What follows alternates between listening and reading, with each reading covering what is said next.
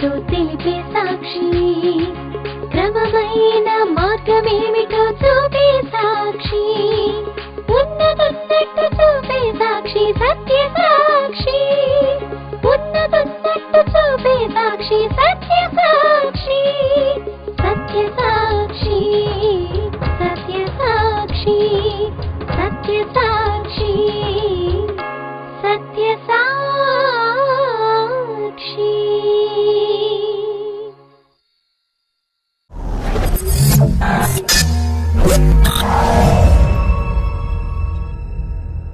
దేవుని సేవకుడు దేవుని మాటను మాత్రమే చెప్పడానికి ఉన్నాడు కానీ తనకు తోచిన సోది చెప్పడానికి లేదు.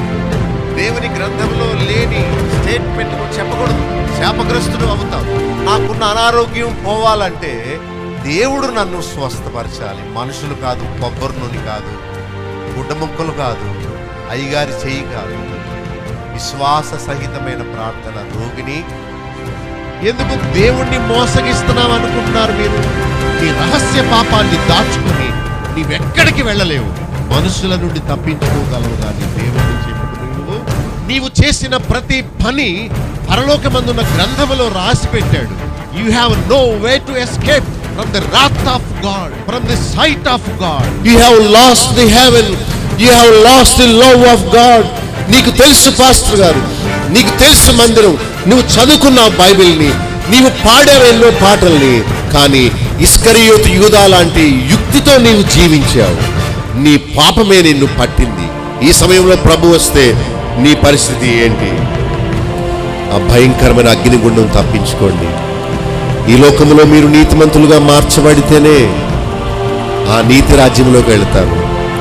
ఈ రాత్రి మీరు మారకపోతే ఒకవేళ మార్పు చెందే అవకాశం మీకు ఉండదేమో.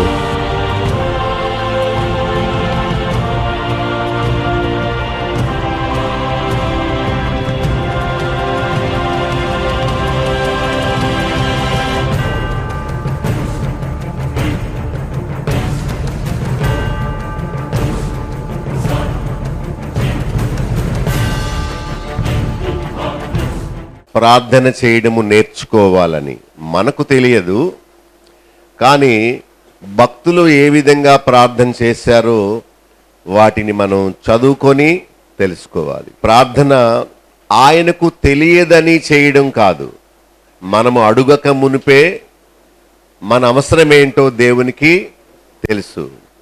మరి ఎందుకు ప్రార్థన చేయమన్నాడు? ఆయనకి అన్నీ తెలుసు కదా అని అనుమానం రావచ్చు.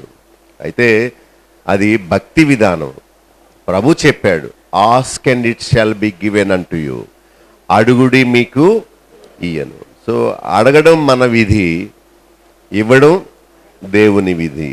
ఫిలిప్పి 4:6లో చింతించొద్దు కానీ ప్రార్థన చేసుకోండి అన్నాడు. మనం చింతిస్తాం కానీ ప్రార్థన చెయ్యం. దేవుణ్ణి నమ్మిన వారు ఎప్పుడు విచారంగా ఉండకూడదు. ఒక ధనవంతుడైన తండ్రికి ఒక బిడ్డ ఉన్నాడు అనుకోండి, ఆ బిడ్డ ఎప్పుడు వరి పడడు, విచారంగా ఉండడు. ఎందుకంటే తండ్రి ఏమడిగితే అది ఇస్తాడు. ప్రభు చెప్పాడు, మీరు చెడ్డవారై ఉండి మీ పిల్లలకు మంచి ఈవులను ఇయ్యనెరిగి ఉండగా పరలోకపు తండ్రి ఇంకా మంచివాడు కనుక మీకు మంచి ఈవులను ఇస్తాడు అని. కనుక మనం చింతించడం మాని ప్రార్థన చేయాలి. ఒక తల్లి అన్నది, మా అబ్బాయి అసలు నా మాట వినడం లేదండి, చాలా బాధపడుతున్నాను, రోజు వాడితో తగువేనండి అన్నది. నేను అన్నాను, అబ్బాయితో తగువ పడడం మానేసి ప్రార్థన చేసుకో అమ్మా అన్నాను. ఎప్పుడైతే దేవునికి ప్రార్థన చేస్తారో దేవుడు ఆత్మరూపిగా ఆ వ్యక్తి హృదయంలోకి వెళ్ళి తన యొక్క జీవితాన్ని ఆయన మారుస్తాడు. సో మనము వాళ్ళ మీద గొడవ పడడం కంటే భర్తను కానీ భార్యను కానీ పిల్లల్ని కానీ మనము మార్చలేము, కానీ ఎవరు మారుస్తారు? దేవుడు. సో మనం చింతించడం మాని దేవునికి ఏం చేయాలి? ప్రార్థన చేయాలి. మత్తయి సువార్త 18:19లో ప్రభు ఒక మాట చెప్పాడు. ఏమనంటే, మీలో ఇద్దరు ఏకీభవించి వేడుకుంటే అది నా తండ్రి వలన వారికి దొరుకును. సో మీలో ఇద్దరు ఏకీభవించి వేడుకోవాలి. అంటే ఒక విషయంలో వారు సమ్మతించి దేవునికి ప్రార్థన చేస్తే అప్పుడు దేవుడు వారికి ఆ ఫలాన్ని దయచేస్తాడు. ప్రార్థన చేసేది ఏదో జవాబు పొందడానికి మాత్రమే కాదు. ప్రార్థన చేసేది ఎందుకంటే దేవునితో మనకున్న బాంధవ్యాన్ని తెలియపరచడానికి మనం ప్రార్థన చేసుకోవాలి. దేవునితో కమ్యూనికేట్ చేయడానికి, అవసరాల కోసం మాత్రమే కాదు, ప్రభుతో మనం కనెక్ట్ అయి ఉన్నామనే దానికి మనం ప్రార్థన చేయాలి. ఆయన నన్ను అడిగాడు ఏమని, నేను రోజుకు 3 సార్లు చేసుకుంటాను, మీరు ఎన్నిసార్లు చేసుకుంటారని అడిగాడు. నేను అన్నాను, నీలా నేను చేయట్లేదు అన్నాను. మరొక ఆయన అన్నాడు, నేను రోజుకి 7 సార్లు చేసుకుంటాను దావీదు వలె. దానియేలేమో 3 సార్లు, దావీదు 7 సార్లు, మరి మీరు ఎన్నిసార్లు అన్నాడు. నేను ఎప్పుడు లెక్క కట్టలేదు బాబు అన్నాను. అదేంటండి అంటున్నాడు. నేను ఎప్పుడు మొక్కుబడిలాగా ఒకసారి చేసుకున్నాను అయిపోయింది, రెండోసారి చేసుకున్నాను అయిపోయింది, అమ్మో 5, 6 సార్లు 7 సార్లు, నేను ఎప్పుడు లెక్క కట్టలేదు. అది పాత నిబంధన విధానం. క్రొత్త నిబంధన విధానం ఏంటంటే విసుగక నిత్యము ప్రార్థన చేయుచుండవలెను. మీరు మొక్కుబడిగా ఏదో ఇన్నిసార్లు చేసుకున్నానని చెప్పడానికి అన్నిసార్లు చేసుకుంటున్నారా, లేక నిత్యము దేవునితో అనుసంధానమై ఉన్నారా అనేది ముఖ్యం.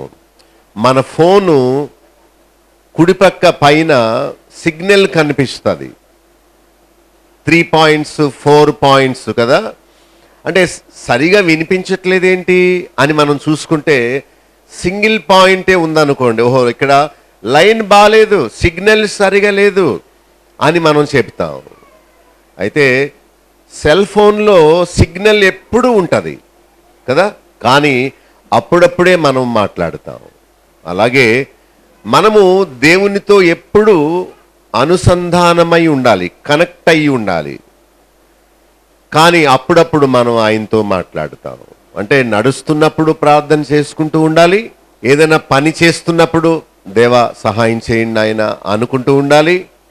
ప్రత్యేకంగా ఒక అంశము గురించి మనం మోకాళ్ళలోని ప్రార్థన చేస్తూ ఉండాలి. ఎప్పుడు మనము దేవునితో కనెక్ట్ అయి ఉండడమే ప్రార్థన అంటే. మరి అది ప్రభు చెప్పాడు కొలస్సీ 4:2లో, ప్రార్థన యందు నిలకడగా ఉండుడి అని. కొంతమంది గొలుసు కట్టు ప్రార్థన అని మొదలుపెట్టారు. బైబిల్లో ఎక్కడ అలాంటి ప్రార్థన లేదు. అది మనుషులు కల్పించిన పద్ధతియే గాని బైబిల్లో దేవుడు రాయించింది కాదు. మీరు ఎప్పుడైనా విన్నారా చైన్ ప్రేయర్ అని? విన్నారు కదా, కానీ అది బైబిల్లో లేదు. లింక్ ప్రార్థన లేదు, లంక ప్రార్థన లేదు, అది మనుషులు పెట్టింది. ఒక పాస్టర్ గారిని అడిగాను, ఏంటండి లింక్ ప్రార్థన అని చేస్తున్నారని. ఏమీ లేదండి, ఒక అతను చేసి నిద్రపోతాడు, అప్పుడు నిద్రపోయి వాళ్ళని లేపి నువ్వు చేయి అంటారు. ఈ లింక్ తెలిసి ఆయన లింక్ కలుపుతారు, అప్పుడు ఆయన ప్రార్థన చేసి ఆయన నిద్రపోతాడు, ఆయన అప్పుడు ఇంకొకళ్ళు లేపుతాడు, అలాగ ఒకళ్ళ తర్వాత ఒకళ్ళు ప్రార్థన చేస్తామని చెప్పారు. ఎడతెగక ప్రార్థన చేయమని బైబిల్లో ఉంది కానీ లింకు ప్రార్థన చేయమని లేదు. ఎడతెగక, ఎడము అంటే క్రమము తప్పక అని అర్థం. మనం ఏక ప్రార్థన చేస్తూ ఉంటే మనం కాళ్ళ కుర్చీలు తీర్చుకోవద్దా, లేకపోతే సంపాదన కోసం వెళ్ళొద్దా, ఆడవాళ్ళు వంట చేసుకోవద్దా? అర్థం చేసుకోండి, మనము నిత్యము దేవునితో కనెక్ట్ అయి ఉండాలి, ఎప్పుడు ఆయనతో మాట్లాడుకుంటూ ఉండాలి. మరి పాత నిబంధనలో 3 సార్లు 7 సార్లు అని ఉందేమో దానియేలు దావీదు గురించి, కానీ క్రొత్త నిబంధనకు వచ్చేసరికి ప్రార్థన విషయంలో నిలకడగా ఉండమని, తర్వాత చింతించకుండా ఎప్పుడు మీ విన్నపాలు దేవునికి తెలియచేయమని, ఎడతెగక ప్రార్థన చేయమని మరి క్రొత్త నిబంధనలో మనం చూస్తాం. ద్వితీయోపదేశకాండం 4:7లో మనము ఆయనకు మొర్రపెట్టున్నప్పుడెల్లా దేవుడు మనకు సమీపముగా ఉంటాడు అని చూసాం. యాకోబు 4:8లో దేవుని యొద్దకు రండి, అప్పుడు ఆయన మీ యొద్దకు వచ్చును. ప్రార్థన అంటే దేవునితో సంభాషించడం. హెబ్రీ 4:16లో మనము కనికరింపబడి సమయోచితమైన సహాయము కొరకు కృప పొందునట్లు ధైర్యముతో ఆయన కృపాసనమునొద్దకు చేరుదము అని. కీర్తన 145:18 తనకు నిజముగా మొర్రపెట్టు వారికి దేవుడు సమీపముగా ఉంటాడు. ప్రభు చెప్పాడు సిలువలో వేయబడే ముందు, మీరు శోధనలో ప్రవేశింపకుండునట్లు మెలకుగా ఉండి మీరు ప్రార్థన చేస్తూ ఉంటే శోధనలో మీరు ప్రవేశింపకుండా ఉంటారు అని. యాకోబు 5:18 మీకు శ్రమ సంభవిస్తే ప్రార్థన చేయండి, అనారోగ్యం కలిగితే ఒకరికొరకొకరు ప్రార్థన చేసుకోండి అని యాకోబు చెప్తున్నాడు 16వ వచనంలో.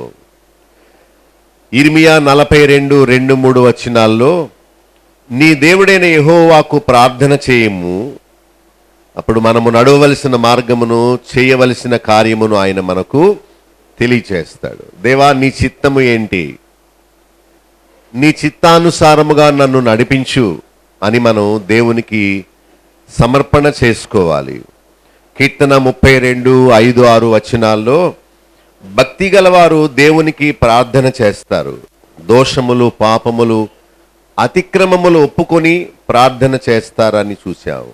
ప్రభు చెప్పాడు లూకా 18:1 విసుగక నిత్యము ప్రార్థన చేస్తూ ఉండాలి. ఎఫెసీ 6:18 ప్రతి సమయమందును ప్రార్థనలు విజ్ఞాపనలు చేస్తూ ఉండండి అని చెప్పాడు. తెస్సలోనికయ 5:17 ఎడతెగక ప్రార్థన చేయండి అని చెప్పాడు. అందుకే వేటి కొరకు ప్రార్థన చేయాలి అనే విషయం మనం ఆలోచన చేద్దాం. మార్కు 9:24 ఇంకా తెస్సలోనికయ 2వ పత్రిక 3:2-3 వచనాల్లో ప్రార్థన వేటి కోసం చేయాలో చెబుతున్నాడు. ఏమనంటే దేవుని వాక్యము శీఘ్రముగా వ్యాపించబడాలని ప్రార్థన చేయాలి. మీలో ఎవరైనా దీనికోసం ఎప్పుడైనా ప్రార్థన చేశారా? వాక్యము శీఘ్రముగా వ్యాపించబడాలని, తర్వాత మూర్ఖులైన దుష్ట మనుషుల చేతిలో నుండి తప్పించబడాలని, దేవుని సేవకులకు భద్రత రావాలని ప్రార్థన చేయాలి. మనం చేసే ప్రార్థనలన్నిటికీ దేవుడు జవాబు ఇవ్వడు. విస్తారమైన ఆస్తి కోసం ఎవరైనా ప్రార్థన చేస్తే దేవుడు ఇస్తాడా? ఇవ్వడు. ఎందుకంటే ధనవంతులకు వారు దేవుని రాజ్యములో ప్రవేశించుట కష్టము, దుర్లభము. సో దేవుడు మనలను ధనవంతులుగా చేస్తే మనం ఆయన నుండి వెళ్ళిపోతాం.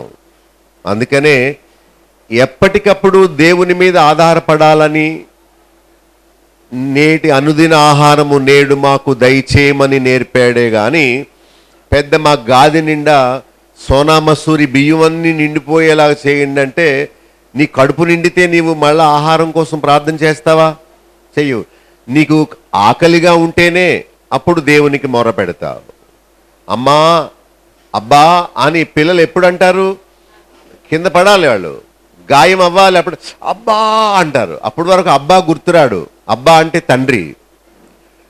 వాళ్ళకి శ్రమ వస్తేనే అమ్మా అంటారు. కడుపు నిండితే అమ్మ గుర్తురాదు, అబ్బా గుర్తురాడు. సో దేవుడు మనలను కష్టాల్లో నడిపించేది ఎందుకంటే ఆయన మీద మనం ఆధారపడతామని. తర్వాత ప్రభు చెప్పాడు తప్పక ఇస్తానని చెప్పినవి 2 ఉన్నాయి. ఏంటి చెప్పగలరు అవి? నిశ్చయముగా, ఎంతో నిశ్చయముగా మీకు ఇస్తాను, తప్పక ఇస్తాను అని చెప్పినవి 2. ఒకటి పరిశుద్ధాత్మను ఇస్తానన్నాడు. రక్షింపబడని వారు దేవా నీ ఆత్మతో నన్ను నింపండి అని ఒకేసారి ప్రార్థన చేయాలి. దేవుడు తన ఆత్మతో మనలను నింపిన తర్వాత దేవా నీ ఆత్మచేత నన్ను నడిపించు అని ప్రార్థన చేయాలి. ఓకే. తన్ను అడుగు వారికి లూకా 11:13 పరిశుద్ధాత్మను ఇమ్మని దేవునికి ప్రార్థన చేసే వారికి దేవుడు ఎంతో నిశ్చయముగా, అంటే ధనధాన్యాలు, బంగారాలు, భూములు, 2వ భార్య, 2వ భర్త అడిగితే ఇవ్వడు. కానీ పరిశుద్ధాత్మను అడిగితే మాత్రం తప్పక ఇస్తాడు, షూర్. రెండవది మీకు తెలుసు, యాకోబు 1లో ఎవనికైనను జ్ఞానము కొదువుగా ఉన్న ఎడల వాడు దేవుణ్ణి దేవుడు ఎవనిని గద్దింపక వానికి ధారాళముగా డబ్బులు దయచేస్తాడని చెప్పాడా? ధారాళముగా ఇస్తానని చెప్పింది డబ్బులు కాదు, జ్ఞానం. నువ్వు అడగాలే గాని దేవుడు పైనుండి వచ్చే జ్ఞానమును మనందరికీ ఇస్తాడు. ఇవి రెండే ఆయన తప్పక ఇస్తానని చెప్పింది. ఎఫెసీ పత్రిక 3వ అధ్యాయము తీయండి. దానిలో పౌలు ఒక ప్రార్థన నేర్పాడు. ఆ ప్రార్థన ఏంటో మనం చూద్దాం. ప్రార్థనలో 2 రకాలు ఉన్నాయి. ఒకటి శరీర సంబంధమైన అవసరాల కోసం అడిగేది, రెండవది ఆత్మ సంబంధమైన మేళ్ల కోసం అడిగేది. ప్రతి కుటుంబానికి చూడండి 14వ వచనంలో ఒక తండ్రి ఉంటాడు. అయితే మనకు కూడా ఒక తండ్రి ఉన్నాడు, పరలోకపు తండ్రి.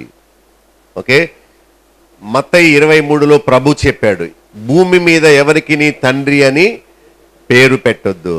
సో చాలామంది సేవకులు విశ్వాసులను డాడీ డాడీ అని పిలవమని అంటారు. వాడెవడు డాడీ?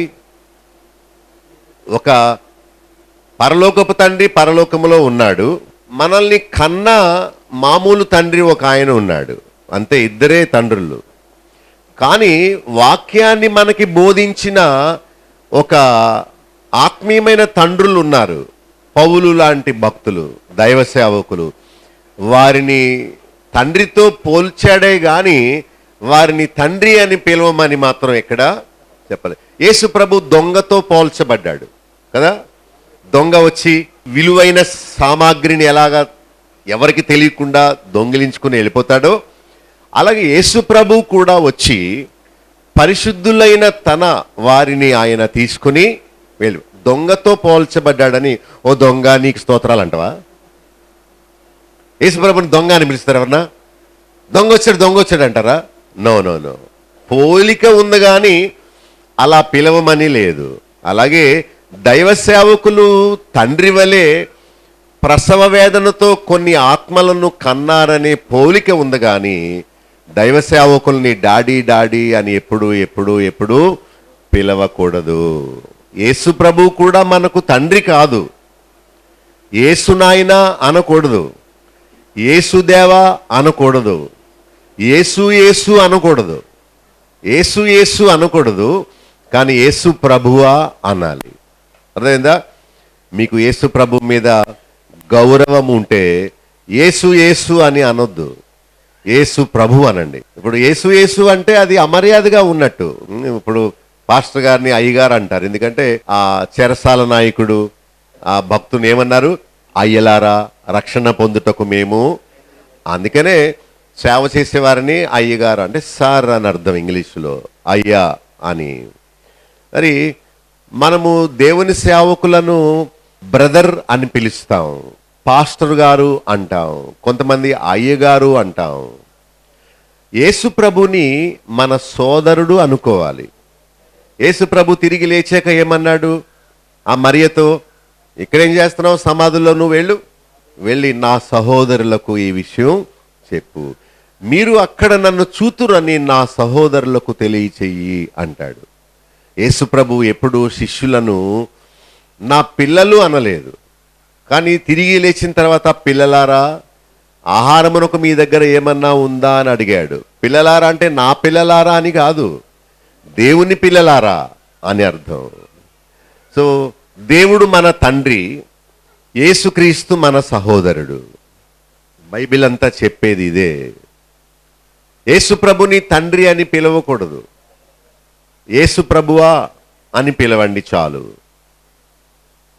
యేసు ప్రభు తను నమ్ముకున్న వారిని నా పిల్లలు అనలేదు, దేవుని పిల్లలు అన్నాడు.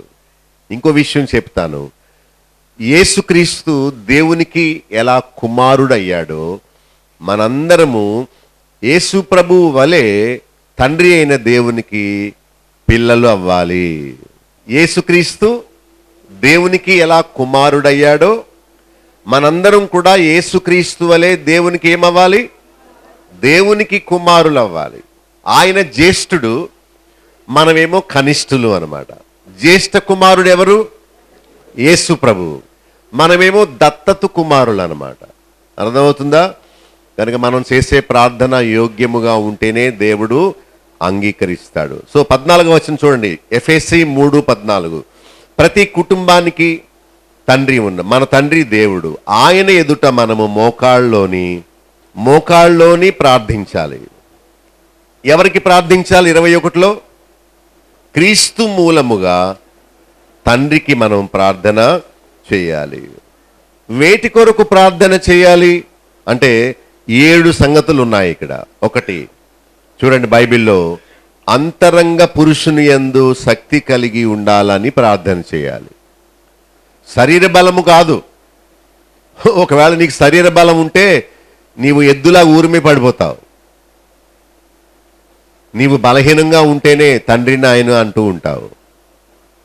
దేవుడు న్యాయవంతుడు సుమండి. నీకు ఉండవలసిన దానికంటే బలం ఎక్కువైతే నువ్వు కుదురుగా ఉండవు. ఒక భర్త అడుగుతున్నాడు, తన అందం భర్త కోసం కాదట, ఊరోళ్ళ కోసం అట. అంతగా సిద్ధపడింది ఆమె.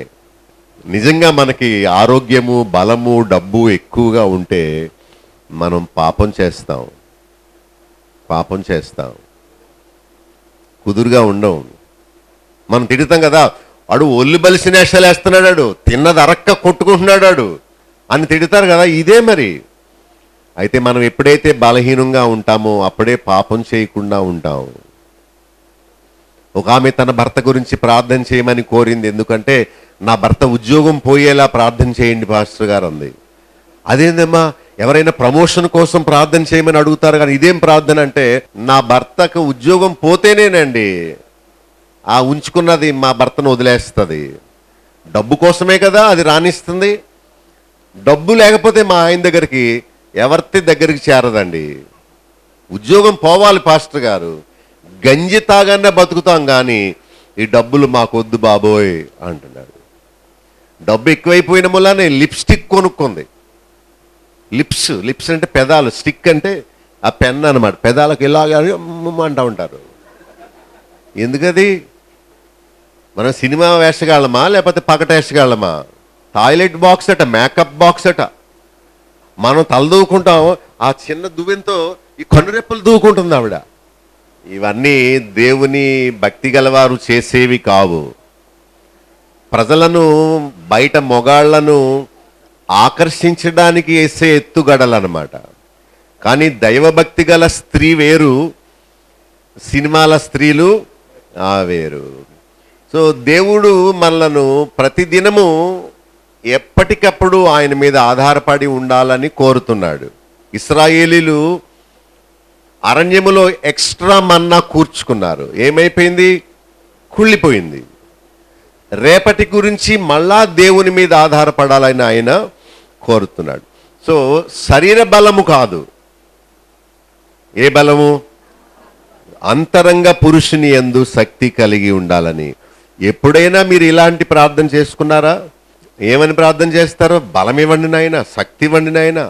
పాస్టర్ గారు ఏం చేస్తారు? నరనరాన్ని, కణకణాల్ని ముట్టు, బలపరచు, దృఢపరచు అని అంటారు. కానీ పౌలు కానీ, పేతురు కానీ, యోహాను కానీ లోక సంబంధమైన వాటి కోసం ప్రార్థన చేయమని మనకు చెప్పలేదు. సో బలము అంతరంగమందు బలము. ఒకతను బైక్లో వెళుతుంటే ఒక చెడ్డ స్త్రీ బాగా సిద్ధపడి ఒక హ్యాండ్ బ్యాగ్ వేసుకొని ఫోన్లో మాట్లాడుతూ జుట్టు ముందుకేసుకొని, జుట్టు ముందుకేసారంటే అది తేడా బ్యాచ్ అనమాట.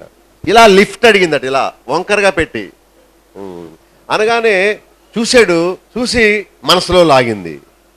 అప్పుడు ముందుకెళ్ళిపోయినాడు. పెద్దేదో పన్నున్నట్టు మళ్ళా టర్నింగ్ కొట్టుకొని ఇలా వచ్చాడు. వస్తుంటే ఇది అర్థమైపోయింది, నా వల్ల పడిపోయాడు అనుకొని. ఏంటండి ఎక్కడికి వెళ్ళాలి అని అడిగాడు. నువ్వు ఎక్కడికి తీసుకెళ్తే అక్కడికే అందనమాట. అయితే ఎక్కు అన్నాడు. ఎక్కి భార్య కూడా అలా కూర్చోదేమో, అలా అతని మీద పడిపోయింది. ఒక నెల రోజుల్లోనే అతనికి ఎయిడ్స్ వచ్చేసినాయి. ఉంగరాలు లాగేసుకుంది, బంగారం అంతా తీసుకెళ్ళిపోయింది. అతను మంచం ఎక్కాడు. ఆ అనారోగ్యాన్ని భార్యకు అంటించాడు. శరీరమందు బలవంతుడే, కానీ ఆత్మయందు బలహీనుడు. ఒక అబ్బాయి వ్యాయామశాలలో ఎక్సర్సైజ్ చేస్తూ కండరాలు ఇలా ఇలా పెంచి ఓహో నాకంటే బలవంతుడు లేడు అనుకుంటున్నాడట. అయితే అవతల వైపు ఆడామె, ఒక ఆమె ఇలా ఇలా అంటుంది. ఆవిడ కూడా ఎక్సర్సైజ్ చేస్తుంది. చేస్తూ అద్దంలో ఏముంది, హాయ్ అంది. వాడు హాయ్ అని వదిలేశాడు ఆ బరువుని. ఇంకా అదే వాడికి ఊబి, చిక్కుకున్నాడు ఊబిలో, గిలగిల కొట్టుకుంటున్నాడు ఇప్పుడు బయటికి రాకుండా. నువ్వు మాట్లాడిన మాటలన్నీ నా దగ్గర ఆడియో ఉంది, నీ సంగతంతా నా దగ్గర ఉంది, ఎక్కడికి పోతావో చిన్నవాడా అని వాడి ఆ బ్లాక్మెయిల్ చేస్తా ఉంది. చూసారా, శారీరకంగా చాలా బలవంతుడు, కానీ మానసికంగా ఆత్మీయంగా చాలా బలహీనుడు.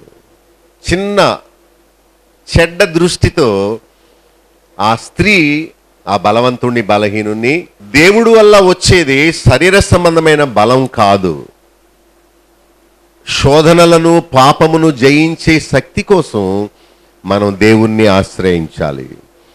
శరీర సంబంధమైన బలహీనత ఉంటే డాక్టర్లు చూసుకుంటారు ఆ పని, పాస్టర్లు కాదు.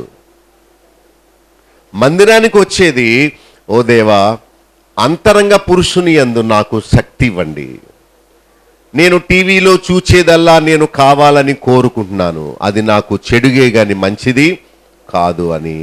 శక్తి కొరకు కాదు దేవుణ్ణి అడగాల్సింది. దేనికోసం? అంతరంగ పురుషుని యందు శక్తి. ఆడవాళ్లలో కూడా అంతరంగ పురుషుడు ఉంటాడు, ఆత్మ. ఈ స్త్రీ పురుష భేదము శరీరానికే గాని ఆత్మకు కాదు. రెండవది, ఆత్మ వలన బలపరచబడాలి అని ప్రార్థన చేయాలి. అంటే పౌలు చాలా మంచి పాస్టర్ అన్నమాట. ఈ ఎఫెసీలో ఉన్న విశ్వాసులు మేడ కట్టుకోవాలని ప్రార్థన చేయట్లేదు, లేక వారు శరీరంగా ఆయురారోగ్యాలతో ఉండాలని ప్రార్థన చేయడం లేదు. అందరం చచ్చిపోతాం, ఇక్కడే ఉండిపోతారు. ఎవరైనా వయసు వస్తే అందరూ ఏమైపోవాలి? చనిపోవాలి. సో ముసలి వాళ్ళం అయిపోవాలి. పౌలు అన్నాడు, నేను బాలుడుగా ఉన్నప్పుడు ఒకలా ఉండేవాడిని, పెద్దవాడనైనప్పుడు పిల్లవాడిని చేష్టలు మానివేశాను. అప్పుడున్న బలం కానీ, అందం కానీ, జ్ఞానం కానీ, జ్ఞాపక శక్తి కానీ రోజులు గడిచే కొలిది మనకు ఉండదు.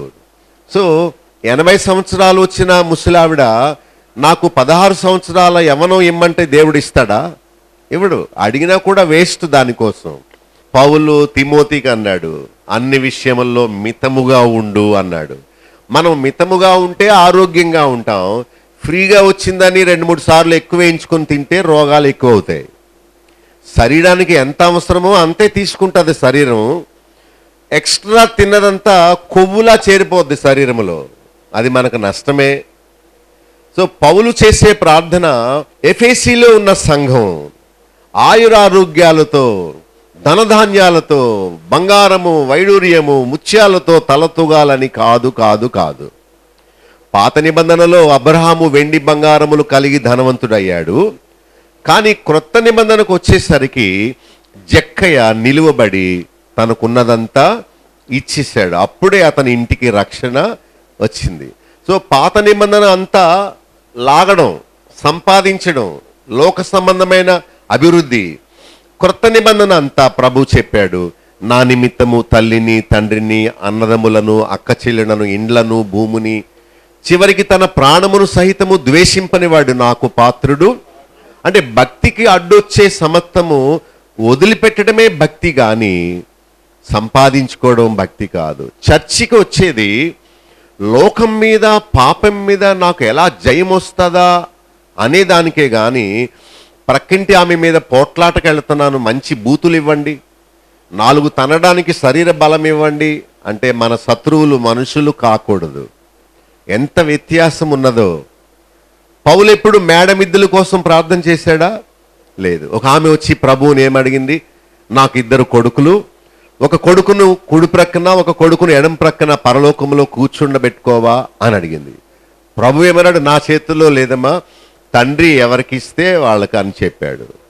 ఆమెకున్న ప్రార్థన మనం చెయ్యం, ఒక కొడుకు ఇంజనీరు, ఇంకో కొడుకు డాక్టర్ అవ్వాలని. ఎప్పుడైతే డబ్బు ఎక్కువ అవుతుందో వాళ్ళు దేవునికి దూరం అయిపోతారు. ఎప్పుడైతే ఇబ్బందులు పడుతూ ఉంటారో, అనారోగ్యంతో ఉంటారో, అప్పుడే ప్రజలకు దేవుడు జ్ఞాపకం వస్తాడు. అది దేవుని మార్గం. మూడవది, క్రీస్తు మీ హృదయములలో నివసించాలి అని. మెడలో కాదు, ప్రభు ఎక్కడుండాలి? హృదయములో. అంటే ఆయన చెప్పిన వాక్యానుసారంగానే మనం బ్రతకాలి అని పౌలు ఎఫెసీ సంఘ విశ్వాసుల కోసం ప్రార్థన చేస్తున్నాడు. ఓ దేవా, బంగారపు సిలువ ఒకటి మరి చేయించుకొని మెల్ల వేసుకునేలా చేయను అన్నాడా? అది కాదు. ప్రభు బయట కాదు, గోడ మీద కాదు, చర్చిలో కాదు, ఆయన మన హృదయములో నివసించాలని ప్రార్థన చేసుకోవాలి. 4వ వచనంలో తన మహిమ ఐశ్వర్యము మీకు దయచేయాలి అన్నాడు. ఈ లోక ఐశ్వర్యం కోసం కాదట, మహిమ ఐశ్వర్యము దయచేయాలని మనం ప్రార్థన చేసుకోవాలి. ఈ లోక ఐశ్వర్యం ఏదైనా కొనుక్కుంటే అయిపోద్ది కదా. ఈ లోక బంగారం అవసరమైతే ముత్తూట్ ఫైనాన్స్లో తాకట్టు పెడతాం. వాడు ఉట్నేటి మనకు డబ్బులు ఇచ్చేది, మనం ఎలాగ తీర్చుకోలేమని తెలిసి వాడు దాన్ని దొంగిలించాలని మనకి డబ్బులు ఇస్తానరా అంటున్నాడు. అది తాకట్టులో దాన్ని పోగొట్టుకుంటాం. కష్టపడి సంపాదించిన డబ్బు కూడా రెక్కలు కట్టుకొని వెళ్ళిపోతుంది, మన దగ్గర ఉండదు. సో దేవుడిచ్చేది శాశ్వతమైంది. శాశ్వతమైన దాన్ని మనం సంపాదించుకోవాలి కానీ తాత్కాలికమైంది కాదు. డబ్బు ఎవరైనా ఇస్తారు. అమ్మగారింటికి వెళితే 1000 రూపాయలు ఇవ్వదు ఆవిడ కూతురికి, పోగుపెట్టి మరి ఇస్తుంది. పక్కింటి వాళ్ళని, బాబు హాస్పిటల్కి వెళుతున్నాం, కొంచెం ఒక 1000 రూపాయలు అంటే ఇస్తారు. మనుషులు చేయలేని దానిని దేవుడు చేస్తాడు. మనుషులు చేసే దానికోసం మనుషుల దగ్గరికి వెళదాం, దేవుడు మాత్రమే చేసే దానికోసం దేవుడి దగ్గరికి మాత్రమే రావాలి. మనం ప్లేడర్ గారికి ఫోన్ చేసి, ప్లేడర్ గారు కడుపు నొప్పి వస్తుందంటే ప్లేడర్ గారు ఏమంటాడు? నాకు వస్తుంది, మన ఇద్దరం కలిసి హాస్పిటల్కి వెళ్దాం అంటాడు. Wrong number. డాక్టర్ గారికి ఫోన్ చేయి, నాకు కాదన్నాలి. అలాగే డాక్టర్ గారికి ఫోన్ చేసి, మా పక్క పొలం వాళ్ళు కలిపేసుకుంటున్నారండి మా చేనంతా అని డాక్టర్ గారికి ఫోన్ చేస్తావా? ప్లేడర్ గారికి ఫోన్ చేయాలి. కనుక ఆత్మీయ అవసరాల కోసం దేవుడి దగ్గరికి రావాలి, శరీర అవసరాల కోసం మనుషుల దగ్గరికి వెళ్ళాలి. అది దేవుని నియమము. సో దేవుడు ఇస్తానని చెప్పింది లోక ఐశ్వర్యమా లేక మహిమ ఐశ్వర్యమా? ఈ లోక స్వాస్థ్యము కాదు. పైగా దేవుడు దాన్ని విడిచిపెట్టమని చెప్తున్నాడు. నీవు దాన్ని వదిలితేనే దీన్ని నీవు పొందుతావని చెప్తున్నాడు. అంతరంగ పురుషుని యందు శక్తి కలిగి ఉండాలి. రెండవది, ఆత్మ వలన బలపరచబడాలి. మూడవది, క్రీస్తు మీ హృదయములో నివసించాలి. నాలుగవది, తన మహిమ ఐశ్వర్యమును బట్టి దేవుడు మీకు దయచేయాలి, ఈ లోక ఐశ్వర్యం కాదు. ఐదవది, దేవుని పరిపూర్ణత యందు మీరు పూర్ణులు అవ్వాలి. లోకమందు పూర్ణులు అవ్వాలని భక్తుడు ప్రార్థన చేయడం లేదు. దేవుని పరిపూర్ణత యందు మీరు సంపూర్ణులు, అసంపూర్ణులుగా ఉండకూడదు. 6వ వచనములో ప్రేమలో వేరు పారి స్థిరపడి గ్రహించి తెలుసుకోవాలి. 7వది, సమస్త జ్ఞానమునకు మించిన క్రీస్తు ప్రేమను తెలుసుకొని శక్తి గలవారు అవ్వాలి. చాలామంది జ్ఞానం జ్ఞానం జ్ఞానం అని అరుస్తూ ఉంటారు, కానీ బైబిల్ ఏమంటుంది? సమస్త జ్ఞానమునకు మించిన దేవుని ప్రేమ. జ్ఞానము కంటే గొప్పది ఏంటి? దేవుని ప్రేమ. ఆ ప్రేమను తెలుసుకోండి. నిజంగా నీవు దేవుని ప్రేమను తెలుసుకుంటే ఎప్పుడు పాపం చెయ్యు. నీకు బైబిల్ గురించిన తత్వజ్ఞానం అంతా తెలిసి ఉండొచ్చు, 3-4 సంబంధం కలిగి ఉండొచ్చు. ఇదెందుకు? నీకు అసలు జ్ఞానమేమీ తెలుసుకొని లేకుండా ఉండొచ్చు, ప్రేమ మాత్రమే ఉండొచ్చు, ఒక్క భార్యతోనే ఉండొచ్చు. అది మనలను పరలోకం చేరుస్తుంది.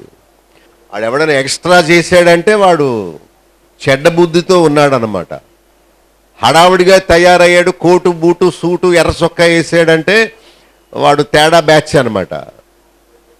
యేసుప్రభు అన్నాడు, సాత్వికులుగా ఉండండి, నా యొద్ద నేర్చుకోండి, మీ మాటలు సాత్వికముగా ఉండాలి.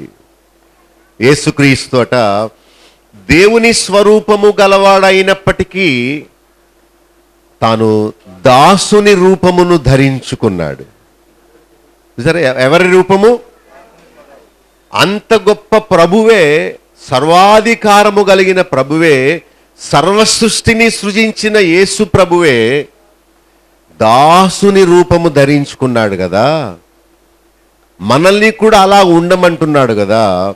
మరి నిన్ను చూస్తే దాసుడు అని అనుకుంటారా, లేకపోతే బాస్ అనుకుంటారా? ఎందుకు ఆ విర్రవీగే ప్రగల్భాలు?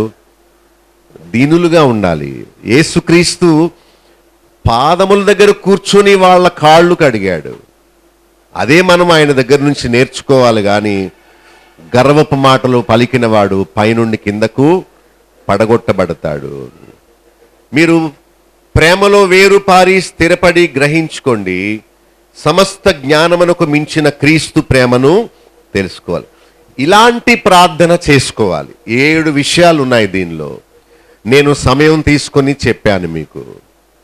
అలాంటి ప్రార్థన దేవుడు వింటాడు. కానీ లోక సంబంధమైన మేళ్ల కోసం ప్రార్థన చేస్తే దేవుడు అన్ని విషయాల్లో ఆ ప్రార్థన ఆలకించడు. చూడండి 20:21లో ఏమన్నాడు? అడుగు వాటన్నిటికంటేను, ఊహించు వాటన్నిటికంటేను అత్యధికముగా దేవుడు చేయ సమర్థుడు. కనుక దేవునికి క్రీస్తు మూలముగా సంఘములో ఏం కలగాలి? మహిమ కలగాలి. ఎప్పుడెప్పుడు? తరతరాలు సదాకాలము మహిమ కలగాలి అని చెప్తున్నాడు. వేటి కొరకు ప్రార్థన చేయాలో తెలుసుకున్నాము. పరిశుద్ధాత్మని ఇమ్మని అడగాలి. రెండవది జ్ఞానం ఇమ్మని అడగాలి. తర్వాత ఎవరికి ప్రార్థన చేయాలనేది ప్రశ్న. లూకా 11:13లో పరలోకమందున్న తండ్రికి ప్రార్థన చేయమని యేసు ప్రభువే చెప్పాడు. ఇంతవరకు ఎవరికి చేస్తున్నారు ప్రార్థన?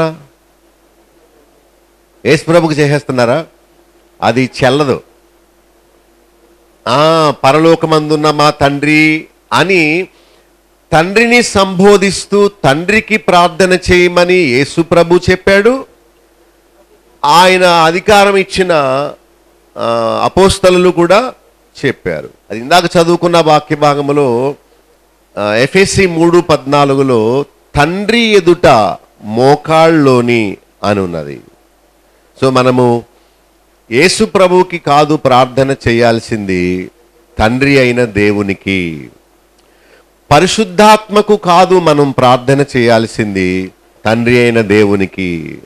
మరియకు కాదు మనం ప్రార్థన చేయాల్సింది. ఒకసారి మత్తయి సువార్త 6:6 చూడండి. యేసు ప్రభు ఎలాంటి ప్రార్థన చేయమని నేర్పాడు. నీవు ప్రార్థన చేయనప్పుడు ఎవరికి చేయమని చెప్పాడు? నీ తండ్రికి ప్రార్థన చేయుము, నీ తండ్రికి ప్రార్థన చేయము, అప్పుడు నీ తండ్రి చూచి నీకు ప్రతిఫలము ఇచ్చును. 6వ అధ్యాయం 9వ వచనంలో ప్రభు ఒక మోడల్ ప్రేయర్ చెప్పాడు. ఏమన్నాడు? పరలోకమందున్న మా తండ్రి అనుచు ప్రార్థన చేయాలి. చాలా మంది బిషప్కి ప్రార్థన చేస్తారు, చాలా మంది పాస్టర్ గారికి ప్రార్థన చేస్తారు. వాళ్ళకు కాదు, మనందరం కలిసి దేవునికి ప్రార్థన చేయాలి. యోహాను 14వ అధ్యాయంలో ప్రభు ఒక మాట చెప్పాడు, మీరు నాకంటే గొప్ప కార్యాలు చేస్తారు అని. అంటే యేసు ప్రభు ఒకవేళ 4 సంవత్సరాలు సేవ చేశారేమో మనకు తెలీదు. ఆయన 30 సంవత్సరాల తర్వాత సేవ ప్రారంభించాడు. కానీ 30 సంవత్సరాల నుండి ఎన్ని సంవత్సరాలు సేవ చేశాడు అసలు బైబిల్లో మనకు ఆధారాలు ఎక్కడా లేవు. సో దాని విషయమై మనం తన్నుకులాడవలసిన అవసరం లేదు.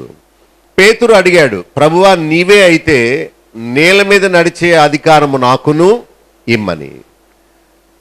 పేతురు అడిగాడు, ప్రభు అతనికి అధికారం ఇచ్చాడని. మనం కూడా నేల మీద నడవడం ప్రారంభిస్తే ములిగి చచ్చిపోతాం. వేటి విషయమై అడగాలో దానికోసమే అడగాలి.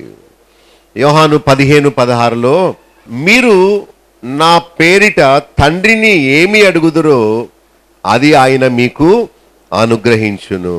సో యేసుక్రీస్తు నామములో ఎవరిని అడగాలట? తండ్రిని మనము అడగాలని. అయితే మన తరపున యేసుక్రీస్తు పరిశుద్ధాత్ముడు దేవునికి ప్రార్థన చేస్తున్నారు. చూడండి, రోమా 8:26 పరిశుద్ధాత్ముడు మన పక్షమున తండ్రికి విజ్ఞాపన చేస్తున్నాడు. రోమా 8:34 యేసుక్రీస్తు కూడా మన పక్షమున తండ్రికి విజ్ఞాపన చేస్తున్నాడు. అందుకనే రోమా 8:14-17 వరకు అబ్బా తండ్రి అని మనం దేవునికి మొరపెట్టాలని రాయబడి ఉంది. యోహాను సువార్త 17 యేసు ప్రభు తండ్రికి చేసిన ప్రార్థన మనందరికీ మాదిరి. యేసు ప్రభువే కదా మనకు మాదిరి. ఎలా ప్రార్థన చేయాలో, ఎలా స్తుతించాలో చెప్పాడు. యోహాను సువార్త 17 అంతా యేసు ప్రభు చేసిన ప్రార్థన మనం చూస్తాం. మొదటి వచనములో ఆయన తండ్రి అని పిలుస్తున్నాడు. ఏమని పిలుస్తున్నాడు? కనుక ప్రార్థన స్టార్ట్ చేయడం యేసు ప్రభువా అని చేయకండి, యేసునాయన అని చేయకండి. ఎవరిని సంబోధించాలి? తండ్రి అని. 11వ వచనంలో కూడా అదే మాట ఉంది. తర్వాత 3వ వచనంలో ఆయన అద్వితీయుడని, అంటే రెండవ దేవుడు లేడని, ఆయనను ఆయన పంపిన క్రీస్తును మనం తెలుసుకుంటేనే నిత్య జీవమని మనం తెలుసుకోవాలి.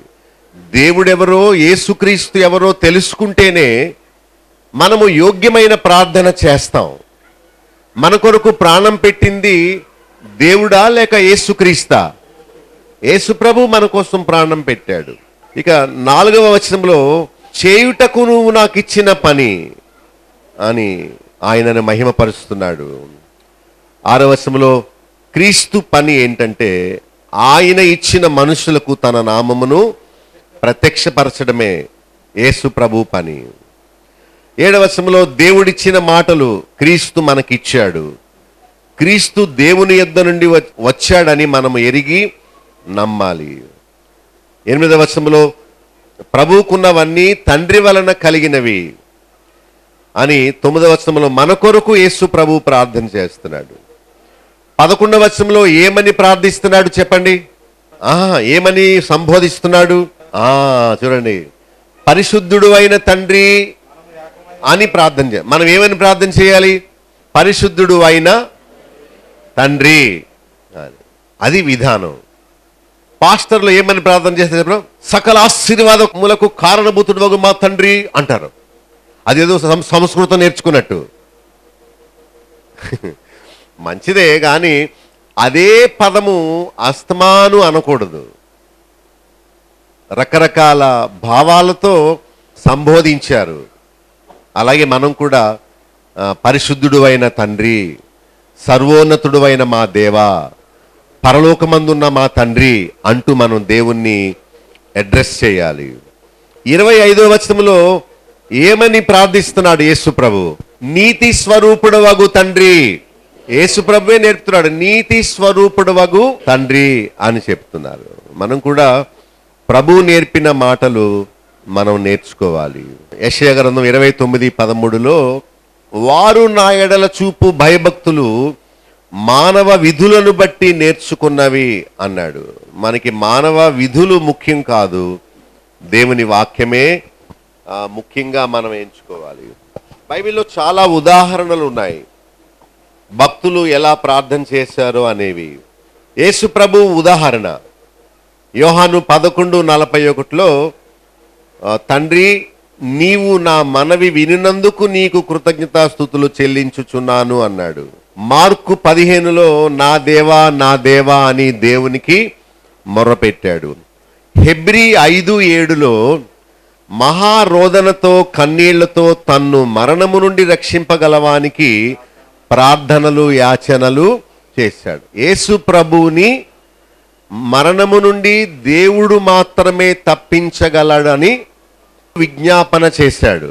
మనల్ని కూడా మరణము నుండి విడిపించగలవాడని అనుకొని యేసు ప్రభు తండ్రికి చేసినట్లు మనం కూడా ప్రార్థన చేయాలి. అపోస్తలులు చేసిన ప్రార్థన ఫిలిప్పి 2:11 ప్రతి నాలుకయు తండ్రి అయిన దేవుని మహిమార్థమై యేసు ప్రభు అని ఒప్పుకోవాలట.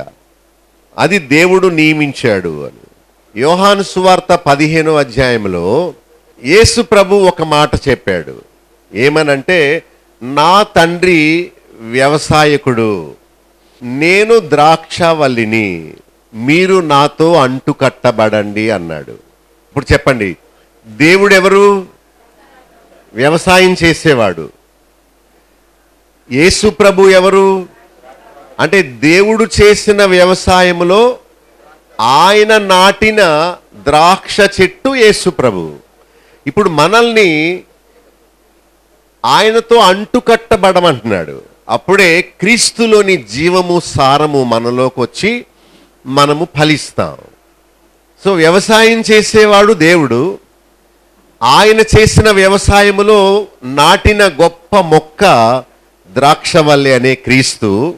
ఇప్పుడు మనము యేసుక్రీస్తుతో అంటుకట్టబడితేనే ఆయనలోని జీవము మనలోకి వచ్చి మనము మంచి ఫలాలు ఫలిస్తాం. సో ప్రార్థన ఎలా చేయాలి, ఎవరికి చేయాలి, ఆరాధన ఎలా చేయాలి, ఎవరికి చేయాలి అని తెలుసుకోవాలంటే ముందు దేవుడెవరో, ఆయన పని ఏంటో, ఆయన సంకల్పం ఏంటో ముందు గ్రహించాలి. ఆ తర్వాత దేవుడు కుమారుడైన క్రీస్తును ఎందుకు పంపాడో దాన్ని మనం తెలుసుకోవాలి. పరిశుద్ధాత్ముడు ఎవరో, ఆయన గంతులే ఇస్తాడా, లేకపోతే పిచ్చి పిచ్చి భాషలు మాట్లాడిస్తాడా, హిస్టీరియా వచ్చినట్టు పడుకొనిలా కొట్టుకొనిలా చేస్తాడా, లేక దేవుని విషయాలు మనకు అర్థం చేస్తాడా, ఆదరిస్తాడా అని తండ్రి ఎవరు, కుమారుడెవరు, పరిశుద్ధాత్ముడెవరో మనం బాగా తెలుసుకుంటేనే చక్కగా ప్రార్థన చేయగలుగుతాం. అసలు మనకి దేవుడెవరో తెలీదు, ఆయన పంపిన యేసుక్రీస్తు ఎవరో తెలీదు, ఆయన పేరేంటో తెలీదు, ఈయన పేరేంటో తెలీదు, ఆయన పని ఏంటో తెలీదు, ఈయన పని ఏంటో తెలియకుండా ఏం చేస్తావు ఎర్రెర్రి ప్రార్థనలు? అందుకనే నీ ప్రార్థనలు ఏమీ వినబడ్డం లేదు. అడుగుడి మీకు ఇవ్వబడునని చెప్పిన దేవుడు అడుగుతున్నా ఎందుకు ఇవ్వట్లేదంటే మన దగ్గర సూత్రం ఏదో తేడా వచ్చిందనమాట.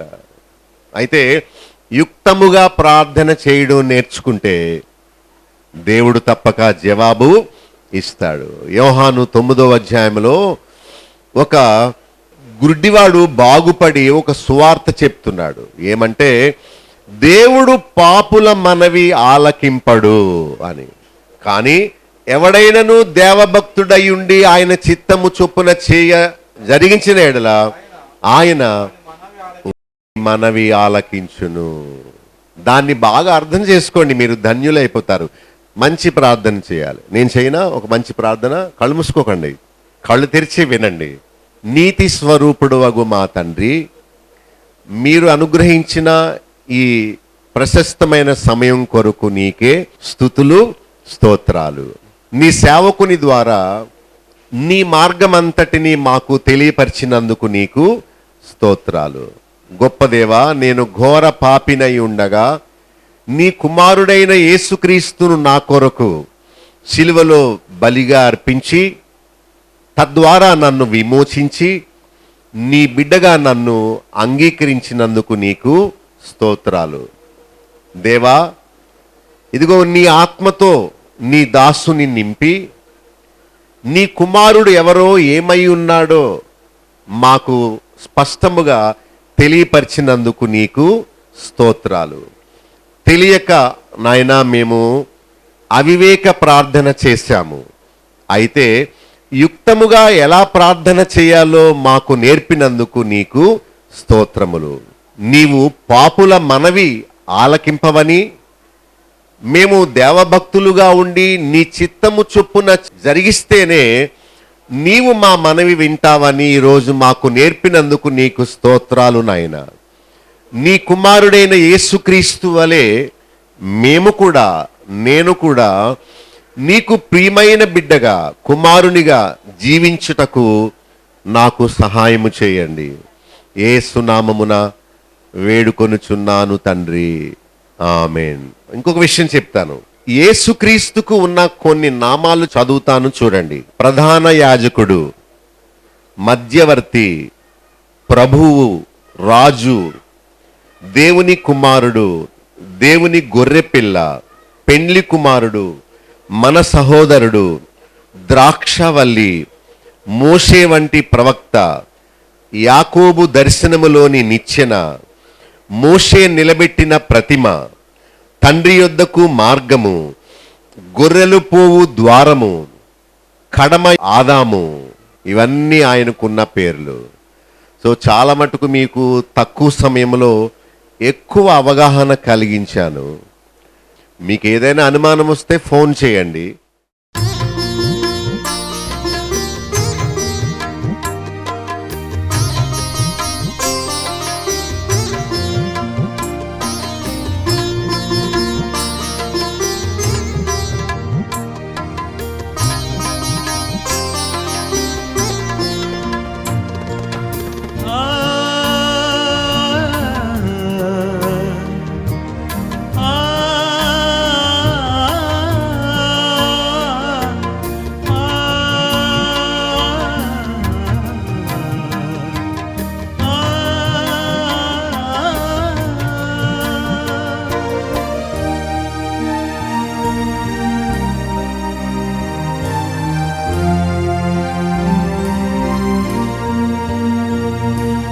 వాక్యమైన దేవుడు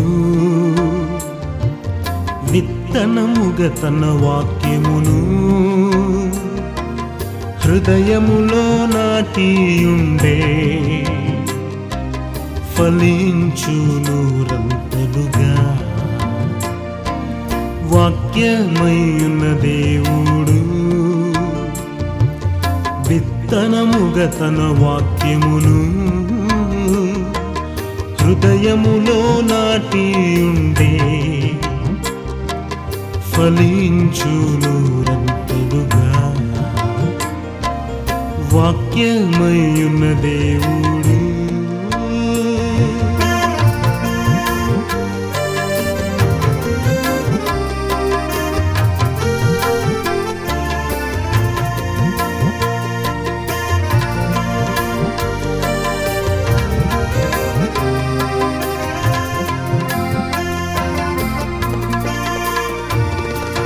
త్రోవా ప్రక్కను పడిన వాక్యమను విత్తనములు పక్షులు వాటిని తినివేసెన్. రాజ్యవాక్యము వినియు గ్రహింపకుంటేనే దుష్టుడు దానెత్తుకుపోవున్. త్రోవా ప్రక్కను పడిన వాక్యమను విత్తనములు పక్షులు వాటిని తినివేసెన్. రాజ్యవాక్యము వినియు గ్రహింపకుంటేనే దుష్టుడు దానెత్తుకుపోవున్. వాక్యమయ్యున్న దేవుడు విత్తనముగ తన వాక్యమును హృదయములో నాటియుండే ఫలించును రంతలుగా. వాక్యమయ్యున్న దేవుడు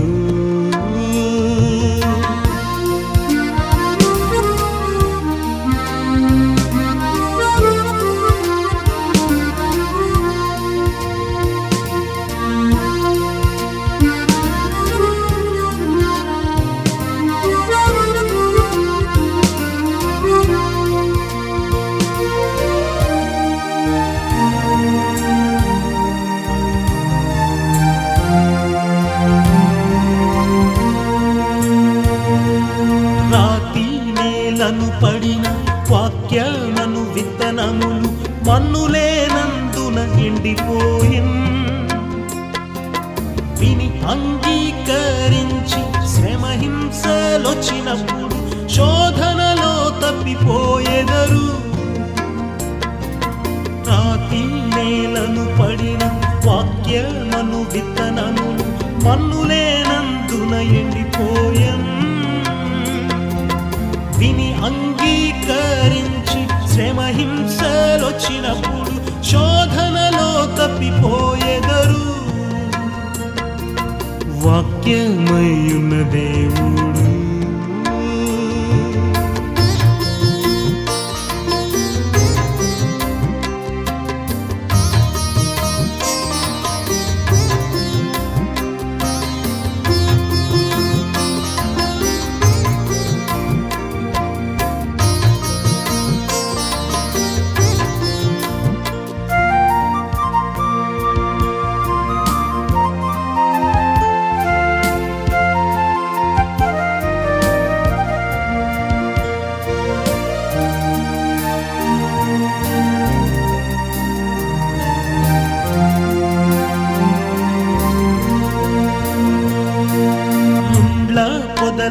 పడిన వాక్యమను విత్తనములు కలిసి మొలిచి వాటిననచెన్. ఐహిక విచారముతో ధనమోసములలో అనిగి నిష్ఫలులగుదూరు. ముండ్ల పొదలలో పడిన వాక్యమను విత్తనములు కలిసి మొలిచి వాటినచెన్. ఐహిక విచారముతో ధనమోసములలో అనిగి నిష్ఫలులగుదూరు. వాక్యమయ్యున్న దేవుడు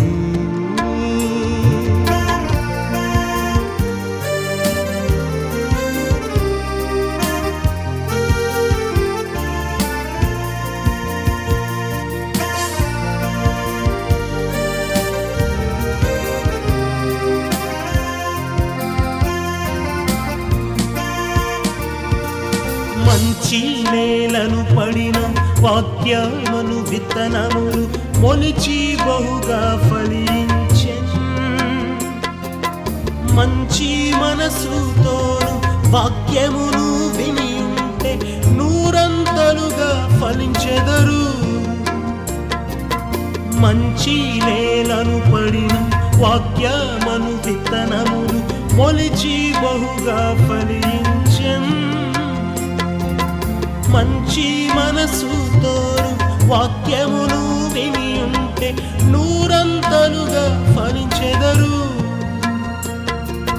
వాక్యమయ్యున్న దేవుడు విత్తనముగా తన వాక్యమును హృదయములో నాటియుండే ఫలించు నూరంతలుగా. వాక్యమయ్యున్న దేవుడు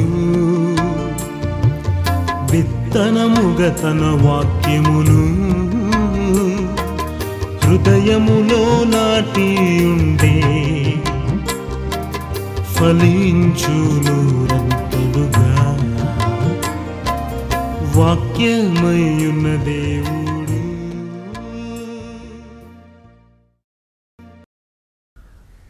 మా చిరునామా బాబులోక్ గండి, chairman, Bethel assembly, Nallajerla. Pin code 534112, పశ్చిమ గోదావరి జిల్లా, ఆంధ్రప్రదేశ్. మా ఫోన్ నంబర్స్ 08818277333. మా సెల్ నెంబర్ 9440111250. మరొక సెల్ నెంబర్ 9000000803. మా ఈమెయిల్ ఐడి satysakshiTV@gmail.com.